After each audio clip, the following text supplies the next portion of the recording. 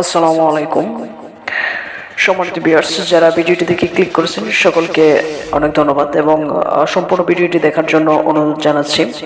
আজকে ভিডিওটির মধ্যে আমি একটি গুরুত্বপূর্ণ টপিক নিয়ে কথা বলবো, সেটি হচ্ছে যারা চাকরি চান বা চাকরি খোঁজার জন্য যাদের জব দরকার, তারা আমি লক্ষ্য করেছি যে বিভিন্ন ধরনের গ্রুপে আপনারা পোস্ট দিয়ে থাকেন এবং পোস্টের মধ্যে আপনারা আপনাদের নিজের সিভিটি দিয়ে থাকেন, আপলোড করে থাকেন। তো এখন আমি আপনাদেরকে বলবো, আপনারা এই ভুলটি কখনোই করবেন না।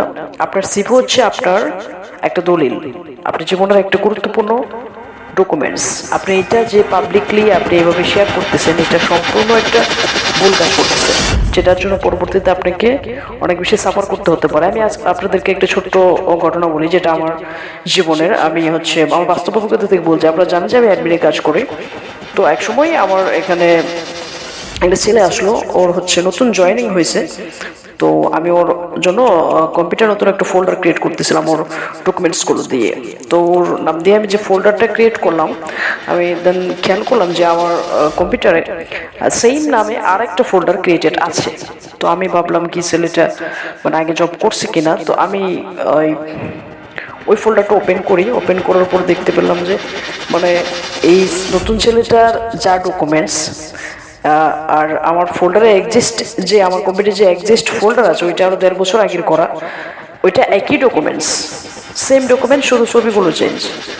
তো আমি কৌতূহলবশত আমি নিজেই কনফিউজড হয়ে গেলাম যে আসলে এটা কি হচ্ছে, কে আসল এই সিবির অধিকারী, যে ছেলেটা নতুন জয়েনিং করলো সে, নাকি জায়গা থেকে জব করছে সে। আমি দুজনকে ডেকে পাঠালাম, দুজনেই দাবিদার যে তারা এই সিবি এবং ডকুমেন্টস তাদের নিজেদের। সে বলছে তার।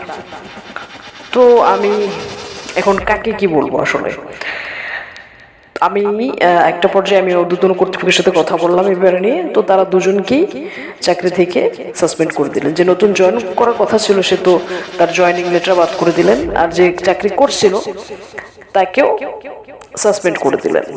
এখন দেখুন, তারা হয়তো বা কোনো কম্পিউটার দোকান থেকে যারা স্ক্যান করে বা যেখানে ফটোকপি করা হয় ওইখানে ডকুমেন্টসগুলো থাকে বা যেখান থেকে তৈরি করে থেকে যায়, সেখান থেকে হয়তো বা দুজনেই হয়তো বা ক্রয় করছে, অথবা তাদের মধ্যে থেকে কেউ একজন সঠিক অন্যজন ব্যাঠিক। এখন আসলে বুঝবো কি করে।